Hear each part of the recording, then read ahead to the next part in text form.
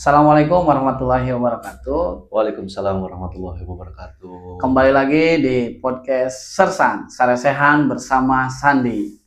Kali ini di malam yang sangat indah ini kehadiran kawan saya, kawan satu perjuangan waktu di kampus. Saya kenalkan, ini dia Bung Peri. Wih, Siap, terima Bung kasih. Peri, Damang? Siap, Damang. Tuh. Alhamdulillah. Nih kawan saya lama juga ya. dari mulai berproses. Ya. Ya, sekarang sudah luar biasa ini bikin podcast segala macam. Saya langsung diundang. Aduh, ini satu kebanggaan juga tuh. Ya, Makasih banyak tuh. Mohon dukungannya, mohon doanya. Amin, pasti. Memang sedang berproses. Pasti. Aja podcast ini lebih baik dan ada isinya. Nah, itu pasti. Karena yang namanya teman itu ya harus saling support tuh. Sepakat. Gitu. Apa yang sudah dijalankan dulu mulai dari kampus itu yang saya coba kembangkan. Dari dulu memang pas masa pandemi mungkin sudah tahu seperti apa ya. Alhamdulillah dengan adanya seperti ini ya saya merasa bangga juga. Punya Tum Sandi yang memang memiliki podcast ini ya, channel apa namanya? Sandiwara, di judulnya itu Sersan. Saresehan bersama Sandi. Luar biasa. Ini udah mantap sekali tuh. Siap, Pak Pres, izin saya mau nanya. Boleh. Ini boleh saya jawab langsung atau delay dulu? Bebas. Mau langsung dijawab boleh, enggak juga delay dulu, mau mikir dulu boleh. Santai kan juga saresehan. Betul. Saresehan tehnya ngobrol santai.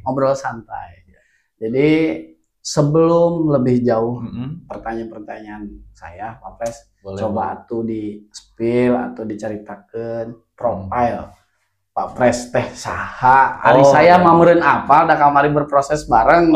Gitu. Ari kawan-kawan Sersan macan arapaleun sok atuh. Oke. Ya, assalamualaikum warahmatullahi wabarakatuh, teman-teman Sersan. Nama saya Ferry Rizkiana Triputra. Saya lahir di Desa Lengkong, Kecamatan Garawangi, Kabupaten Kuningan, dan alhamdulillah saya sudah beristri tuh. Udah di kampus. Menyempurnakan sing salapan. menyempurnakan agama tuh ya. Yang Iya. namanya laki-laki pasti sudah harus memiliki tujuan hidupnya seperti apa. Salah satunya yang memiliki pasangan. Tapi kok yang diceritakan awal itu sudah beristri ya? Kayaknya ini bau-bau susu sih. Ini menghormati saja, menghormati istri. Iya, betul, harus gitu kan. Terus untuk tahun lahir saya masih muda tuh. Masih muda. Saya masih umur 17 tahun. 17 tahun. 17 tahun. Yang penting mau saya sana. 17 tahun. Jadi 17 tahun ini sisanya berapa ya? Gak tahu, bisa dihitung 1, 2, 3, lebih dari 10 lah. Gitu ya. Lebih dari 10. Ya alhamdulillah umur segini bisa memberikan manfaat bagi masyarakat sekitar, bagi yang sudah merasakan. Terus yang spesial itu kelahiran saya itu pas pada 1 Oktober, Hari Kesaktian Pancasila. Itu. Ini luar biasa. Jadi setiap tahun itu saya hafal kan Pancasila? Hafal, alhamdulillah. Nanti di backstage ya. Bisa kita hafal keder atau itu. Jadi saya merasa bangga sekali gitu kan. Orang tua saya melahirkan saya di 1 Oktober gitu kan, Hari Kesaktian Pancasila yang memang dirayakan setiap tahun. Wah, itu sangat luar biasa. Gitu. Dan untuk sebenarnya tadi panggilan pres itu memang dulu nih teman-teman, saya berjuang bareng Tum Sandi sebagai sekjen saya dulu di Presma. Tapi memang itu pada masa saya selagi menjabat jadi Presma.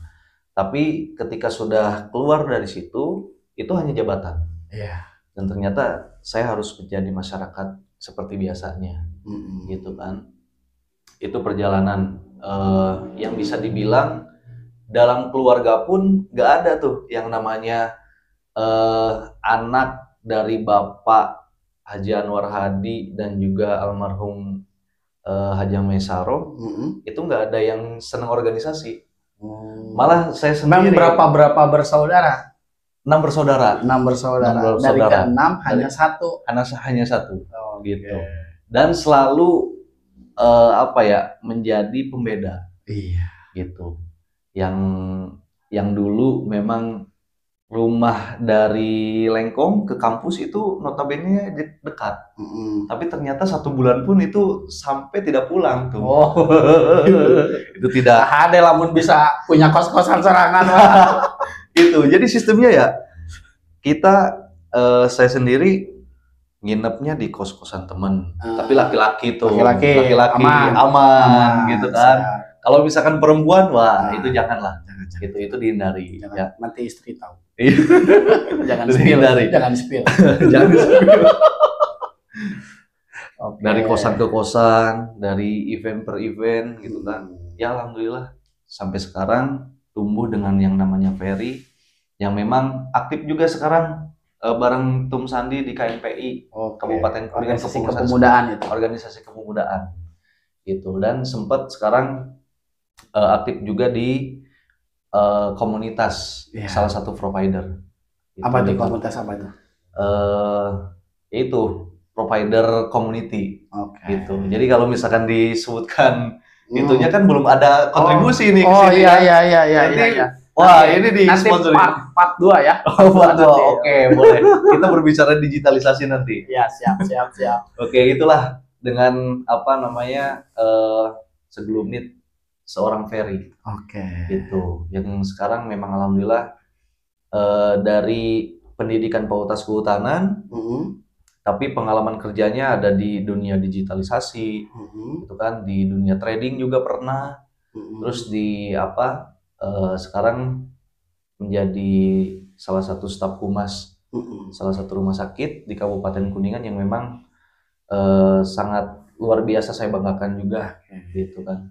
Nah itu mungkin tuh luar biasa profil Ferry ya. Pokoknya ingin jauh lebih jelasnya nanti IG-nya di dia ya. Tinggal IG-nya di sini ya teman-teman. nurutan. Iya. Oke, Pak Pres, Bung Ferry atau apapun itu, tapi saya lebih nyaman itu panggilnya Pres, Pak. Oh, boleh. Ya, dan saya udah terbiasa ya. Iya, udah boleh. Terbiasa. Pak Pres, kita sersan kali ini kita ngobrolin apa nih kira-kira bagusnya?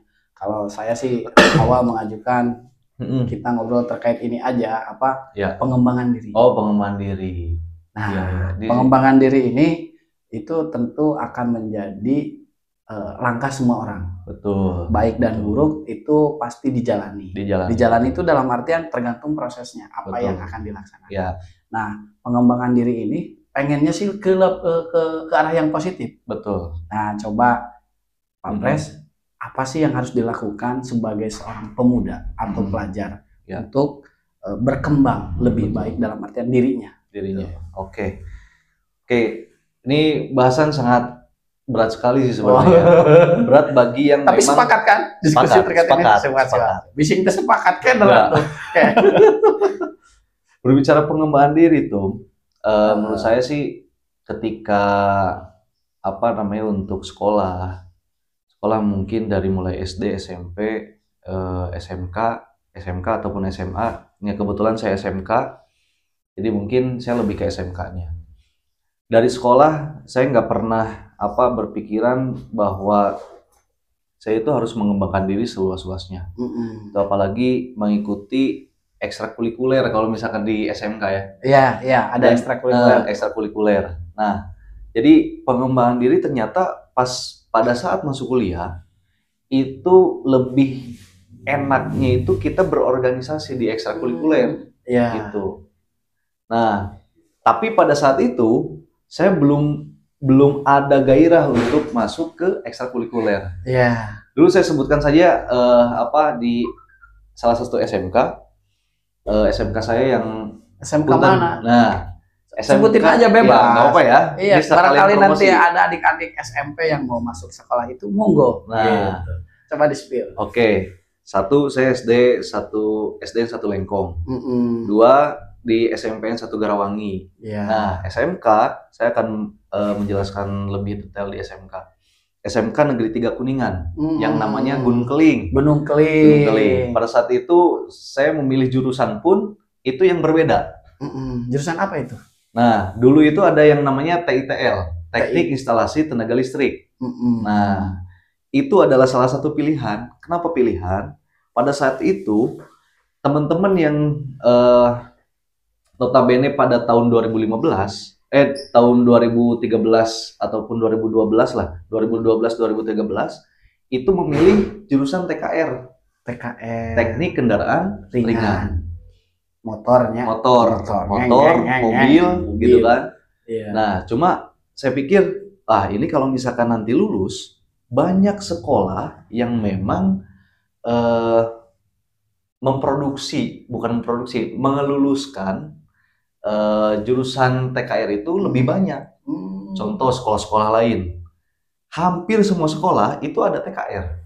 Hampir semua sekolah itu ada TSM. Pak Pres ini dari awal sudah punya analisa ya.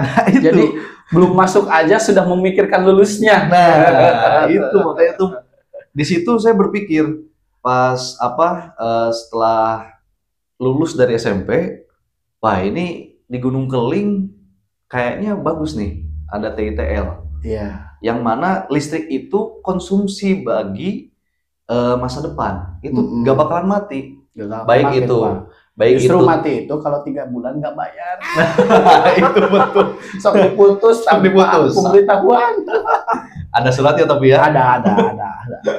Yang penting ada suratnya. Jadi ada surat dulu. Ada ancang-ancang dulu. Betul sekali ya, 3 bulan itu pasti diputus. Jadi mati. Iya. Nah, singkat cerita,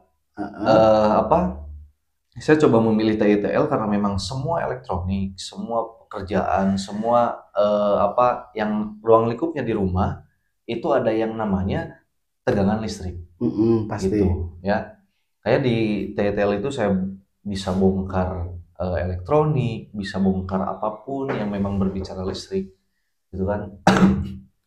Dari situ ya, oke, saya punya basic skill untuk yang minimalnya untuk rumah tangga. Gitu. Minimalnya ngomean listrik supaya bayar malting. Nah, itu betul. Ngomean dispenser nih, Bos. Oke, Bos. Senggol dong. Gitu kan. Gak usah panggil teknisi. Iya. Gitu. Lebih hemat kalau punya gitu. kemampuan. Skill itu. Terus setelah lulus saya coba minum dulu biar enggak. Oh iya, biar enggak batuk ya. Enggak batuk. Kita belum dapat sponsor air putih aja dulu. Air putih. Beda, Pak. Beda. Ari cai doa mah. Nah, lamun cek naonnya? Cek ibu rumah cenah aya water power. Anu di luar negeri duka di mana gitu ya. Padahal mah eta gula, cai bodas. Jeung cai jeung es batu. Daek we di Bobodo. Aduh. Siap. Lanjut, Pak. Terus lanjut pas pas kelas 1 itu biasa seperti siswa-siswa biasa.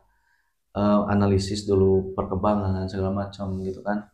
Yang namanya transisi dari SMP ke SMK pasti memiliki hal-hal baru lah pada umumnya seperti itu. Yang membedakan. Nah, yang membedakan itu pas kelas 3.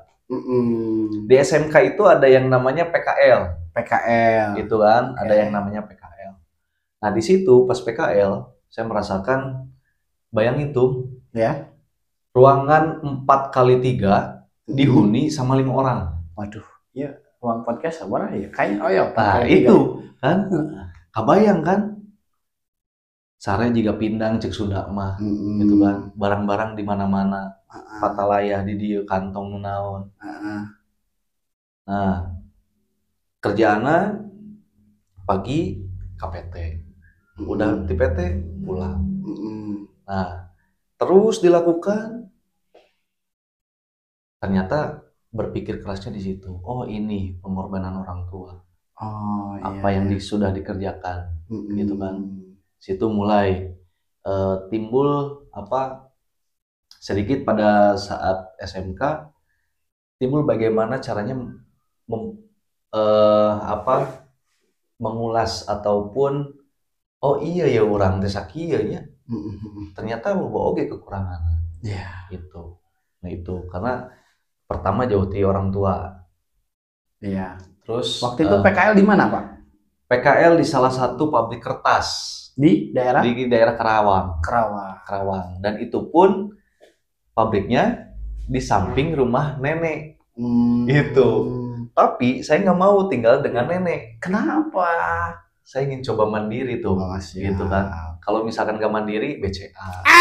Gitu. BCA, BSI. Sok atuh kan. kadarieu. Itu. Merapat lah. Tempel di dia ulang. Iya. Nanti bisa pajangan sementaranya. Nanti bisa sponsor ke Tum Sandi. Ya, gitu. Ya. Tenang aman. Lumayan follower makin hari makin. Iya, harus. Siap, Pak Pres. Itu sekelimat di SMK. Di SMK. Nah, peralihan dari SMK ke mahasiswa. Nah, itu apa sih yang bisa menjadi pembeda? Ya. Pembeda dari segi keaktifan atau pembeda dari kemampuan? Oh iya, pasti pembedanya itu banyak tuh sebenarnya. Pembedanya yang pertama saya dicemplungkan itu karena memang tidak sengaja dicemplungkan ke salah satu organisasi. Mungkin kita dulu pernah bareng demo segala macam kan. Saya pernah demo bareng ini teman-teman. Saya kemarin habis demo, Pak. Habis demo Kemarin, Pak. Ternyata paling atas. Bukan modal kamari ke kuliah. Oh iya. Pengalaman. Nah itu kan.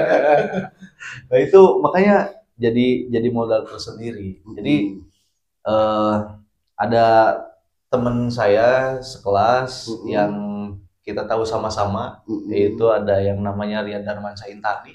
Ternyata Bang Rian, kemana? Ayo ada main podcast kita ngopi lagi. Iya, nanti Rian kesini, undang aja. Siap. Dia sedang sibuk sekarang di Kementerian Pendidikan. Alhamdulillah. Gitu. Tino organisasi mah, ya dilaluhur pokoknya mah. Gitu. Jadi jangan lupa kembali lagi ke Kuningan. Iya. Pokoknya hidupkan lagi Kuningan. Nah itu. Siap. Ceritanya itu. Terus korelasinya untuk masuk kehutanan itu ada pada saat SMK dan juga ada pada saat SMP. Saya teh baru Bapak itu jurusannya tuh bukan listrik lagi, kehutanan. Emang rek nyangan lah hutan, tak kumaha ya teh Pak. Nah itu banyak berpikiran itu. Jadi Per, maneh teh sekolah teh kumaha sih teh sesuai jurusan teh? SMK listrik. Nya. Kuliah kehutanan. Gawe di mana? Nah, itu.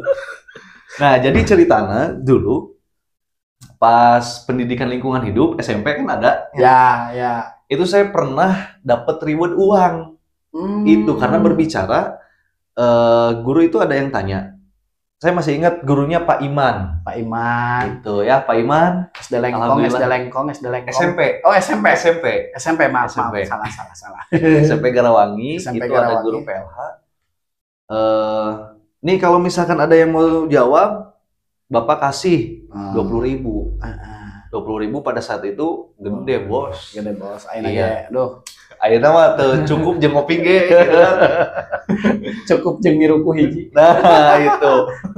Itu ge lamun misalkan di cup. Nya, lamun botol kok kurang kene, Pak.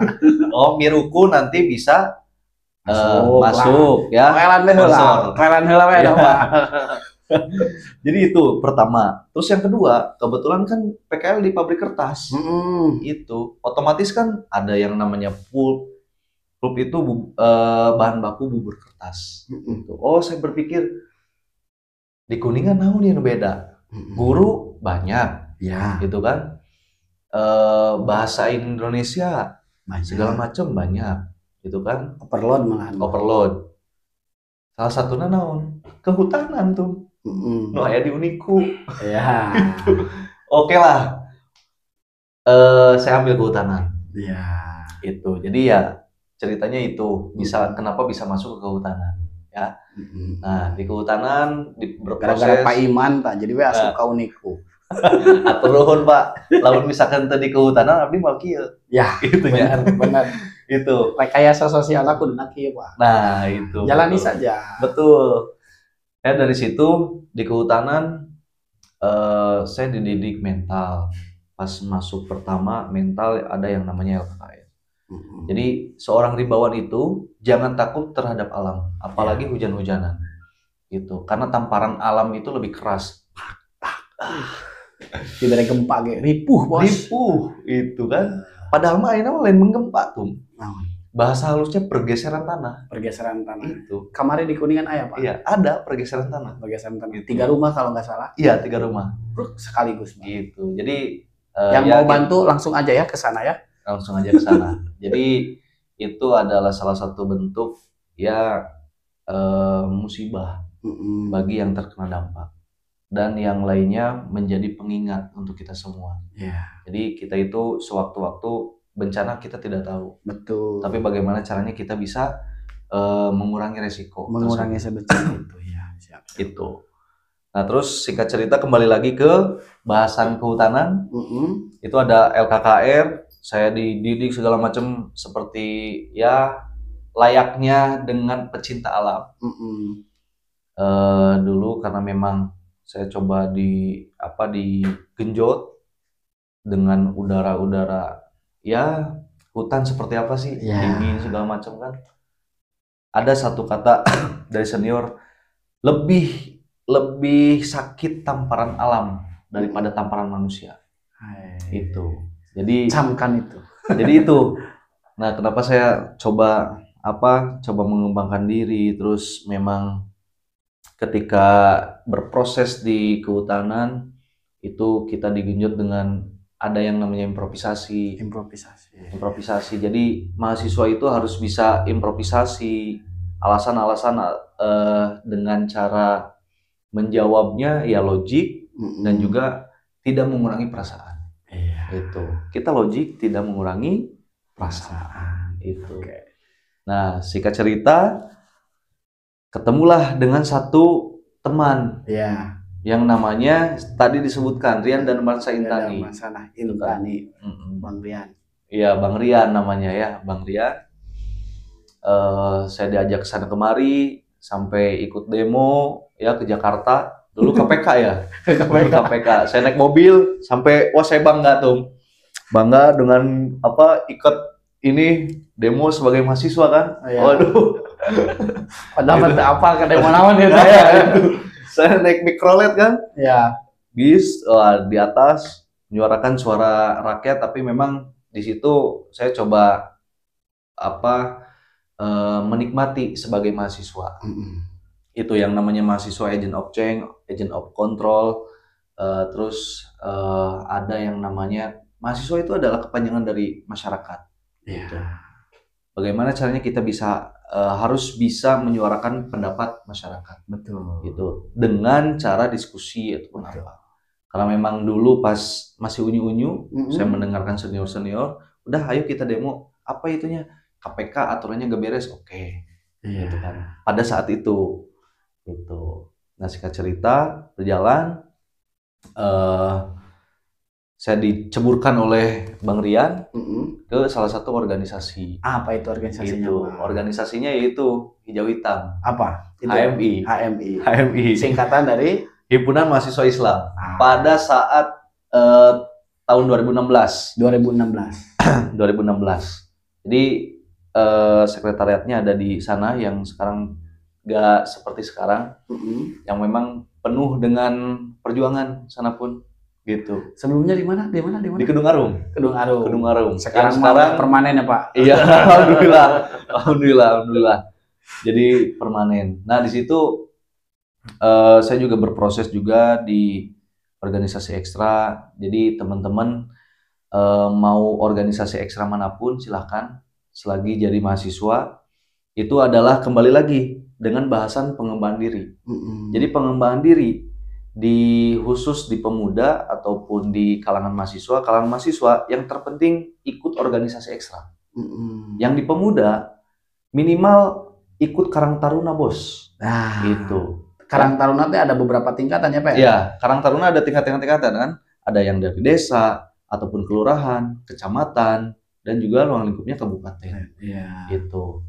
Jadi tidak ada alasan untuk tidak berproses, berorganisasi. Betul. Karena berorganisasi itu yang pertama itu bisa keuntungan berorganisasi. Keuntungan berorganisasi yang pertama itu kita punya teman banyak, relasi, gitu kan. Yang kedua, kita tahu dinamika berorganisasi seperti apa.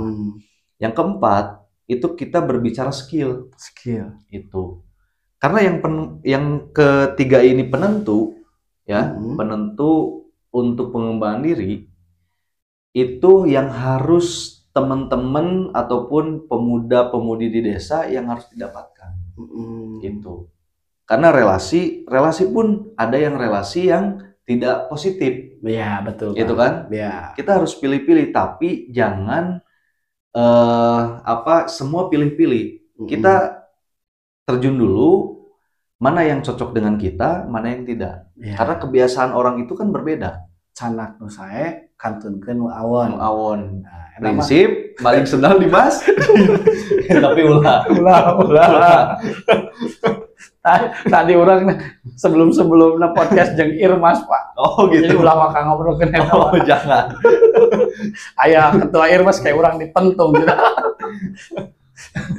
Jadi ya itu prinsipnya, ambil yang jelek, ambil yang baik, buang yang jeleknya. Berarti masih fokus nih, siap. Harus fokus. Saya hostnya, Pak. Oh iya.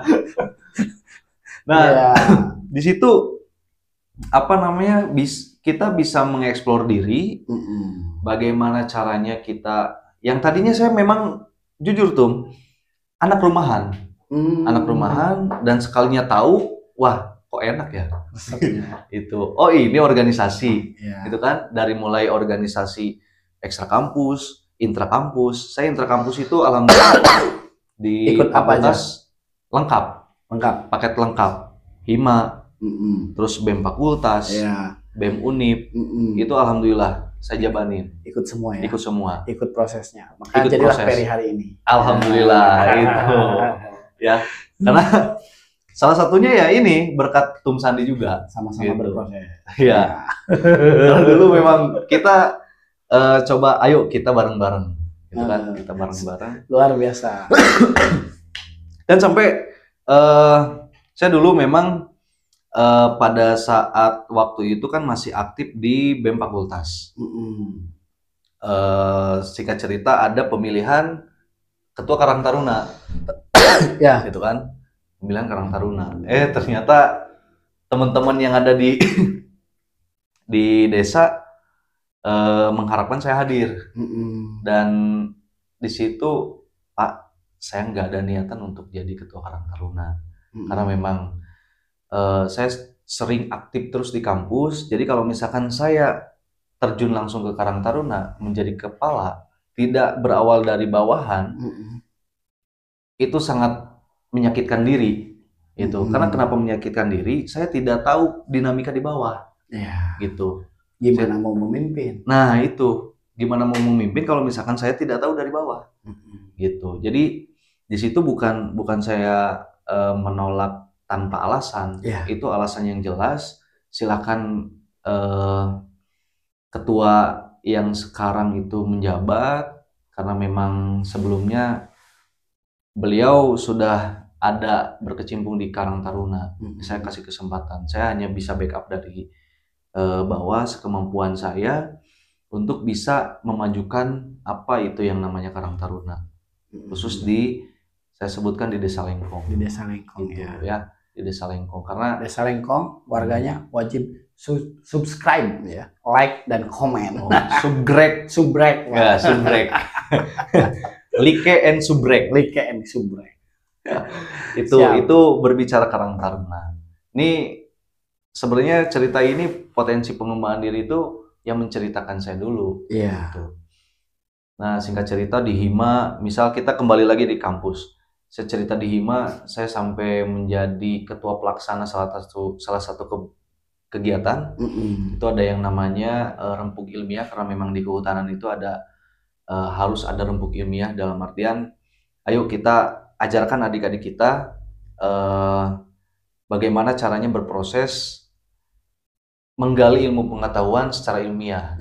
Gitu. Karena secara nalar pun kan tidak bisa. Harus secara teori dan disambungkan lagi kepada retorika ataupun pemikiran teman-teman. Gitu. pada saat itu di Taman Kehati. Mungkin sekarang nggak tahu nih Taman Kehati seperti apa. Ya mudah-mudahan pemerintah Kabupaten Kuningan yang ada di itu di desa apa tuh? Desa masih ingat? Apa? Jagara ke bawah tuh? Apa ya? Pokoknya apa? Nah, pokoknya itulah ya Taman Kehati.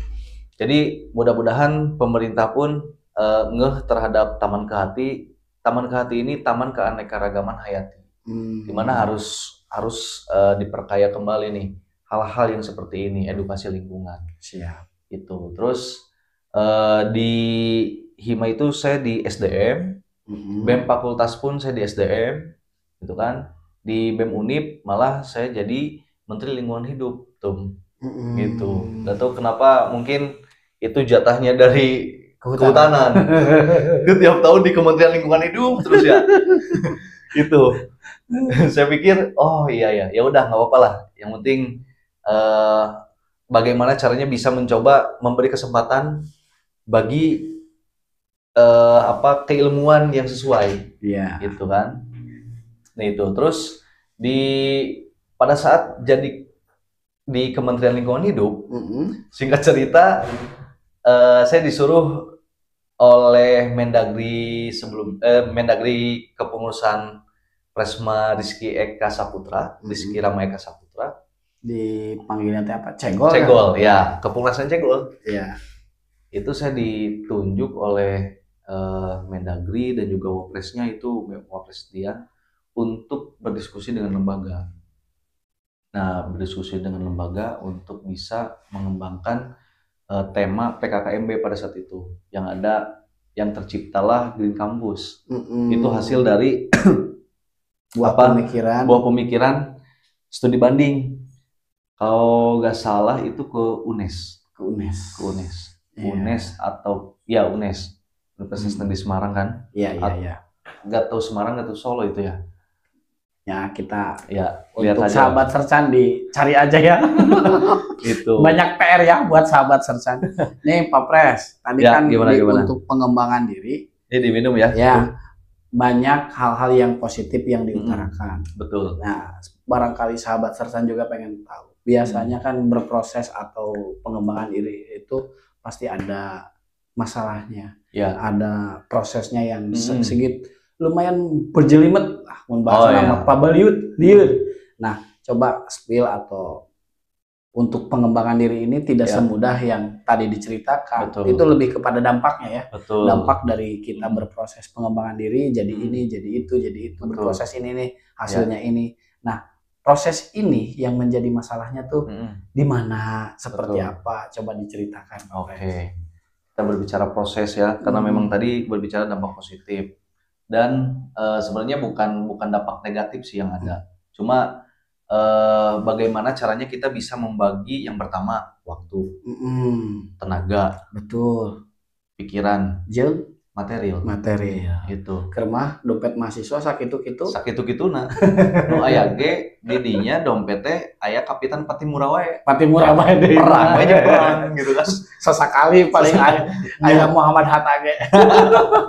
Itu. Jadi kenapa dampaknya seperti itu? Yang pertama tadi kan waktu. Nah, bagaimana caranya kita memprioritaskan kegiatan-kegiatan ataupun aktivitas yang memang yang penting tidak mengganggu aktivitas secara fatal. Misal, saya memanfaatkan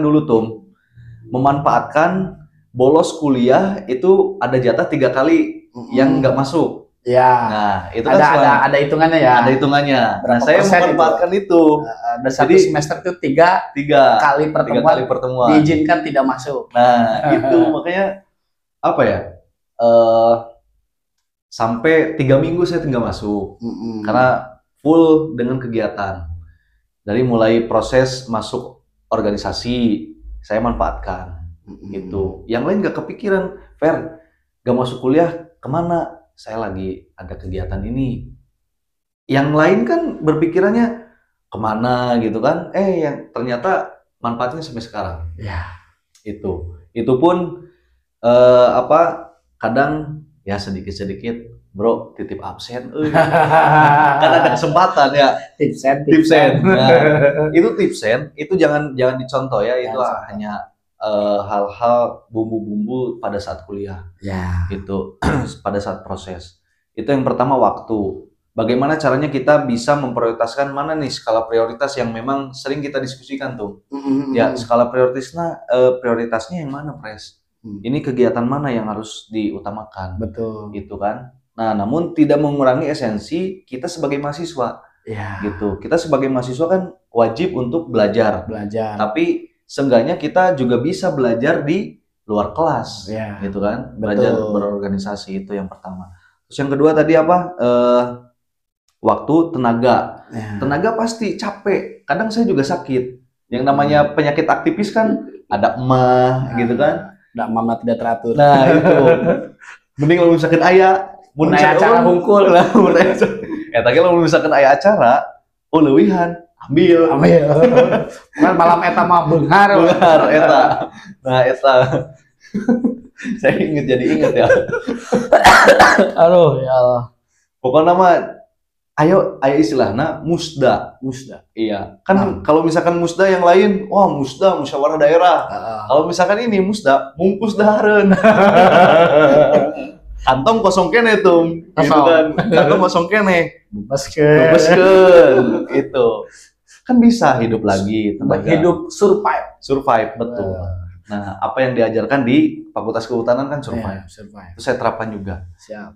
Itu tenaga, pasti ya dari mulai jam 7 sampai jam 3, ya kan? Yang pada saat itu ada kegiatan, wah, itu harus bergelimut, harus ketemu orang segala macam gitu kan. Sampai tenaga terkuras, terus panas dingin, betul. Gitu kan.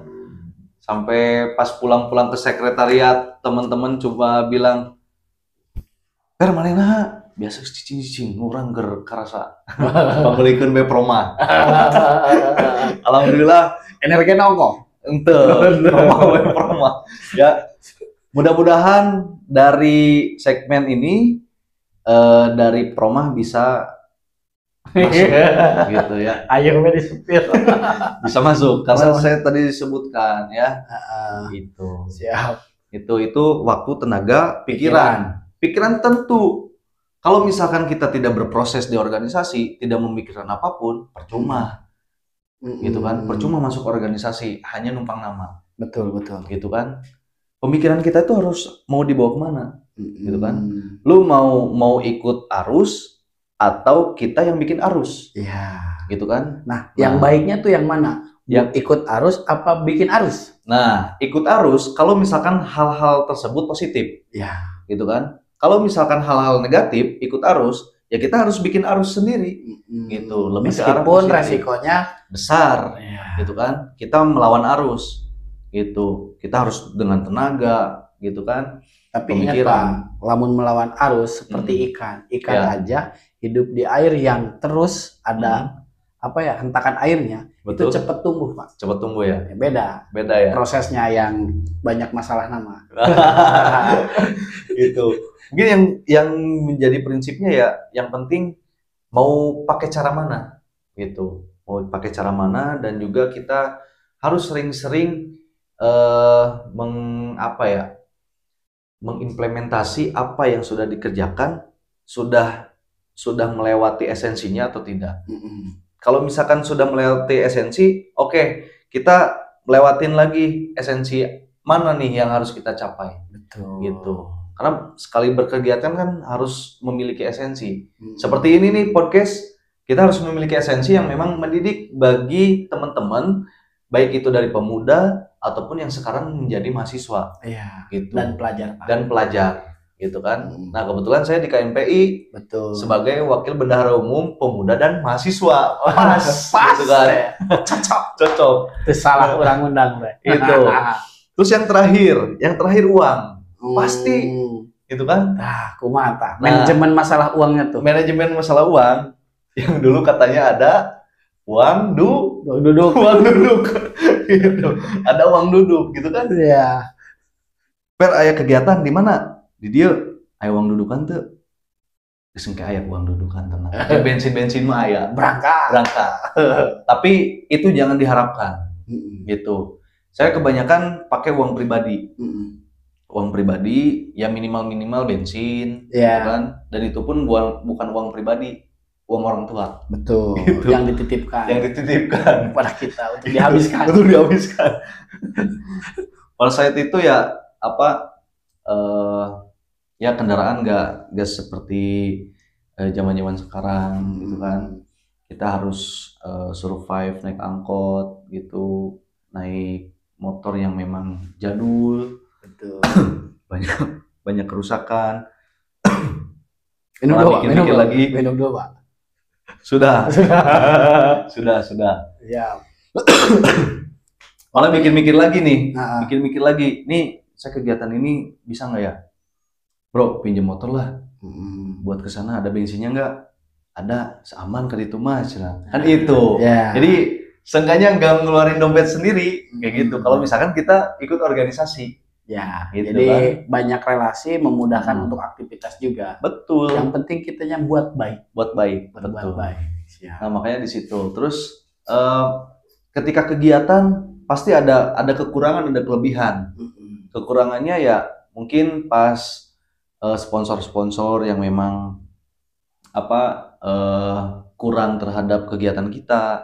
Mungkin pada saat itu banyak mengeluarkan dana-dana yang memang yang lain juga mengajukan gitu kan. Contoh yang waktu dulu juga kan untuk pom gratis di Uniku itu kan luar biasa sekali tuh perjuangannya ya. Itu menggratiskan karena saya nggak ingin ada stigma fakultas kehutanan itu pom pengen gratis. Udahlah sepakat semua gratis gitu. Meskipun punten ada salah satu fakultas FEB gitu dulu saya akan bayar. Tapi bukan itu esensinya. Yang lebih mahal itu ketika kita sudah ada skill gitu kan. Dan alhamdulillah mengerti gitu. Nah, itulah yang namanya kita berkegiatan apapun jangan melihat dulu ke faktor ekonomisnya gitu. Tapi mencoba kita explore dulu nih skill kita seperti apa. Gitu agar nanti pas di dunia kerja pun kita merasakan proses apa yang sudah dijalani oleh kita. Gitu. Esensinya kan kerja dulu. Betul. Gitu kan. Makanya punten-punten yang di luaran sana ada yang kamlet. Sekarang banyak kan yang belum kerja? Banyak Pak. Punten, banyak. WA seminggu yang lalu juga banyak yang minta kerjaan. Padahal dia kamlet, pinter gitu kan, tapi nggak pinter ketika membaca peluang. Nah, itu membaca peluangnya apa? Ya lu harus aktif organisasi. Lu bisa melebarkan sayapnya itu ya relasinya gitu kan. Gitu relasinya, terus koneksinya. Lu mau berhubungan dengan siapapun bebas. Meskipun dengan atas nama embel-embel organisasi. Ya kalau misalkan nggak pakai itu, saya pun nggak bakalan bisa dikenal sebagai Ferry. Sebagai Ferry HM nggak bisa. Sebagai Ferry Presma yang sering disebutkan nggak bisa. Kalau misalkan nggak berproses di situ. Betul. Akhirnya saya kenal dengan orang-orang yang memang berkecimpung di dunia pendidikan, di dunia kesehatan, politik, itu kan olahraga. Terus di bidang peternakan, perikanan, ekonomi, luar biasa. Itu kan alhamdulillah, gitu kan? Itu jadi bekal. Oh ini ketika ada yang memang bisa dikolaborasikan. Oh saya butuh fasilitas A misal. Oh coba ke si ini yang memang memiliki kapasitas yang bisa mendukung. Itu ada simbiosis mutualisme tapi tidak merugikan. Betul Pak. Itu. Nah itu pentingnya organisasi untuk pengembangan diri. Pengembangan diri itu tidak bisa jauh dari lingkungan sekitar. Betul. Gitu. Kalau misalkan pengembangan diri di dunia sekitarnya jelek, berarti jelek juga. Gitu. Kalau misalkan di lingkarannya positif, ya positif. Di tempat lain juga. Di tempat lain juga. Iya. Gitu tuh. Nih Pak Pres, itu kan tadi baik buruk. Hal tersulit Hal tersulit dalam proses pengembangan diri. Oh, itu. Menurut Pak Pres, salah satu hal tersulit saja. Apa sih? Iya, pertama buta karena cinta dulu. Itu hal tersulit bagi laki-laki. Ya. Terutama laki-laki yang organisatoris. Ya. Gitu kan. Saya juga sempat menghilang karena bucinnya. Sabar bulan Pak. Kalau gitu. Ya itu memang kelemahan ya. Ya. Kelemahan tersulit karena memang. Tapi buta karena cinta lagi nih kepada istri. Ya alhamdulillah sekarang kayak gitu juga.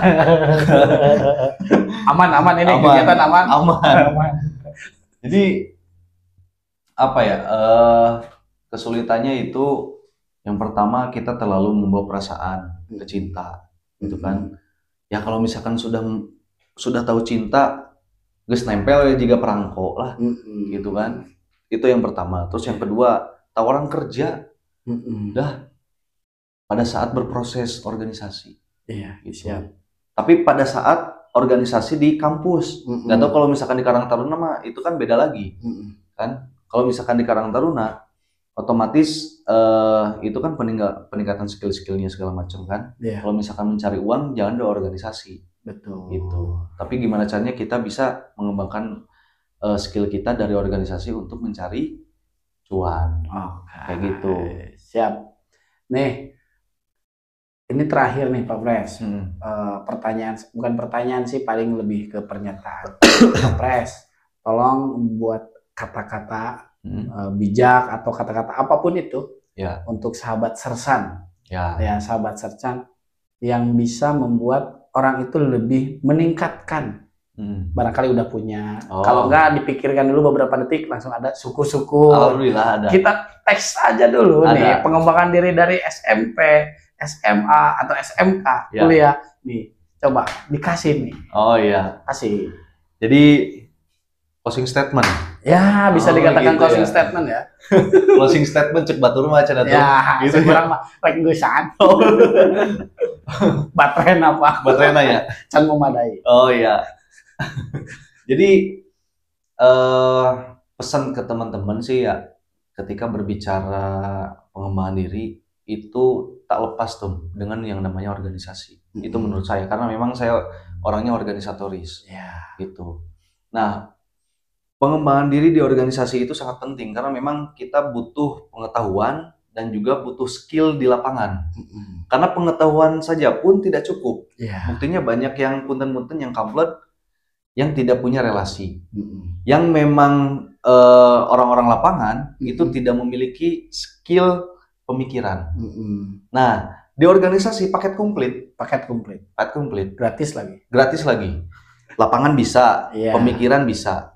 Jadi di organisasi itu ada yang namanya aktor dan konseptor. Itu dua hal yang tidak bisa dilepaskan. Seperti yin yang. Itu kan, seperti yin yang. Itu tidak bisa dilepaskan.